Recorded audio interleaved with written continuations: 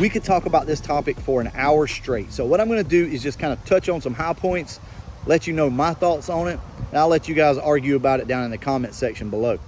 But first off, let's talk about the difference between roll racing and dig racing. What's the difference? What does it mean to do either or? Well, obviously, if you're dig racing, that means you're going from a dead stop in the road somewhere, in the street, on the interstate, wherever you choose to do it.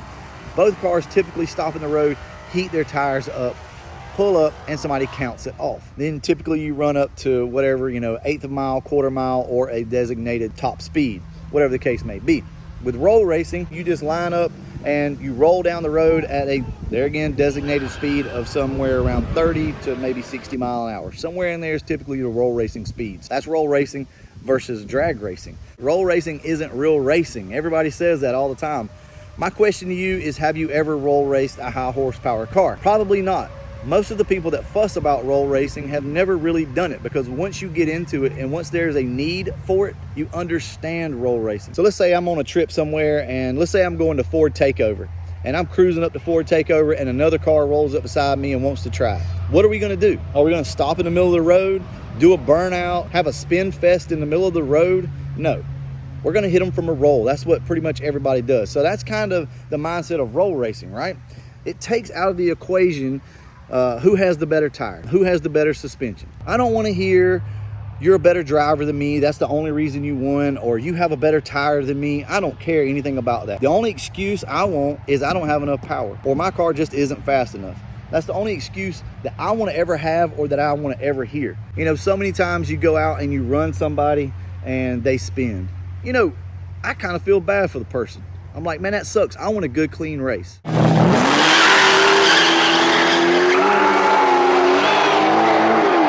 A lot of people choose not to run really sticky tires or slicks for obvious purposes. Rain, they drive their car every day, stuff like that, right?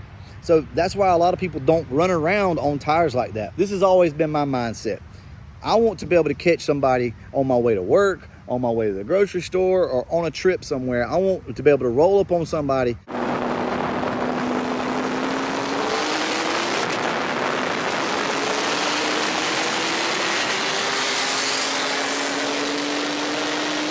I don't want to have to go swap tires. I don't want to have to check my tire pressure and do all this crazy stuff. My car is what it is. What are some of the reasons why people would hate roll racing? If your car is set up for drag racing in the 8th mile, you're probably not going to want to roll race. And that's fine. The issue comes in whenever you start throwing shade at the guys that like to roll race. Either way, it's the same thing. It's racing, right? So you can take a low horsepower car and really and truly just put a lot of gear and a lot of tire and have yourself a fast track car. Hey, that's cool. I've been there, done that. We've all done that, and I enjoy it. If I had to pick the more exciting of the two races, it's going to be drag racing. I want to show you a couple clips right here, and look, I'm from this era, okay? I'm from the drag racing era, and nothing gets you as excited as a damn good drag race in the road. I don't know what it is, it's just different. You can have your crowds of people around.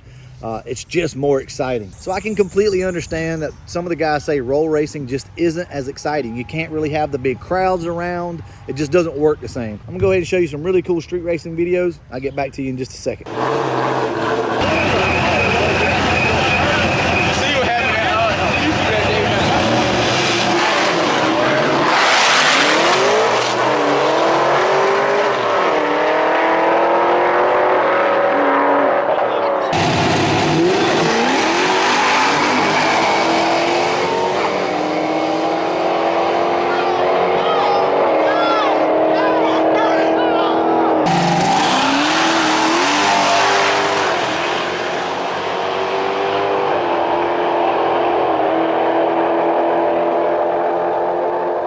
Typically what we do is we do a 1-for-1. I give you what you want, you give me what I want, and we see what happens. That's typically the way we do it. That way, if you've got a car that's set up for the 8th mile and you want to run somebody, fine, you could go from a dig. That other guy over there probably doesn't have the suspension and tire you do, but probably makes more horsepower. So then what we would always do is go from a slow roll, and then you can really see the difference in the two cars. When you show up to the drag strip, you better have your shit together. Don't show up to the racetrack with street tires and then get mad because you got beat by a car with a set of slicks on it. Yeah, I mean, we're at the track, so that's probably what's going to happen.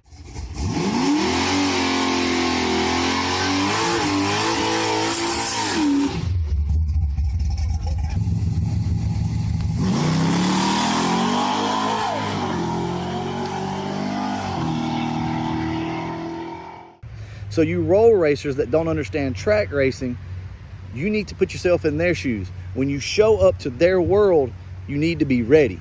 Don't show up on your street tires and then get mad because they outrun you, because some 350 horsepower car with some gear and tire outruns you. Don't get mad at that. Both sides need to understand each other a little better. A lot of guys choose to put suspension on their cars instead of high horsepower. There's a lot of people that choose to go that route first, and you could argue that that's the smarter way of doing it. Do your suspension first rather than make a bunch of horsepower. I'm good either way. You make your choice and you stick behind it.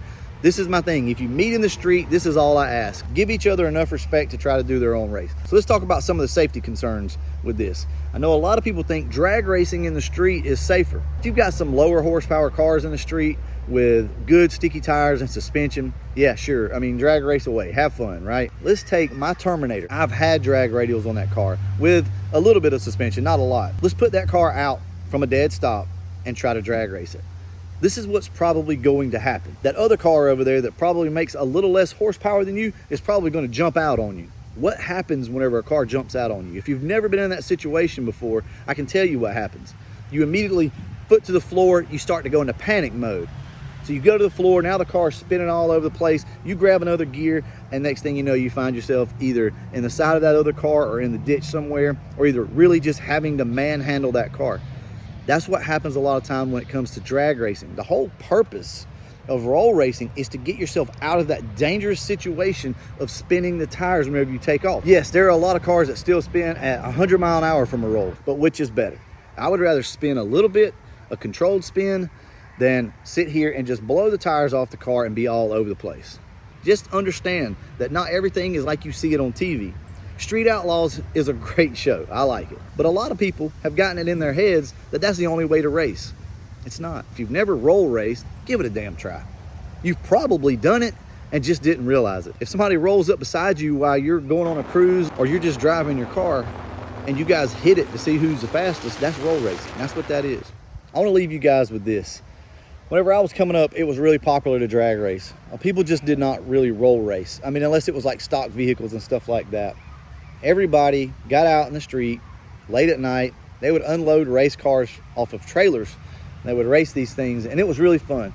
There is something exciting about having a starting line and a car leaving out with the suspension fully unloaded or either with the tires in the air. There is really something exciting about that versus roll racing. Let's just be honest. There's not a lot of that goes on really anymore.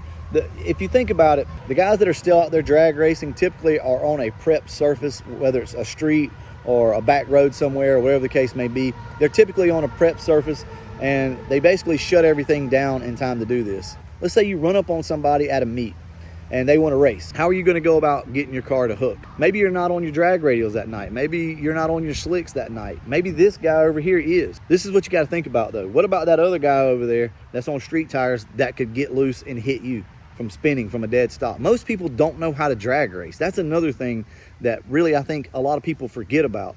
If you get out there beside somebody that doesn't really know how to drag race and has a high horsepower car, there's a good chance that they could get loose and hit your car. Unless you're able to get out in front of them really quick, like, there's a good chance that they might hit you. So, I mean, there's so many different factors in all of this. And yes, of course, with roll racing, you still have a lot of the same issues that you have to deal with.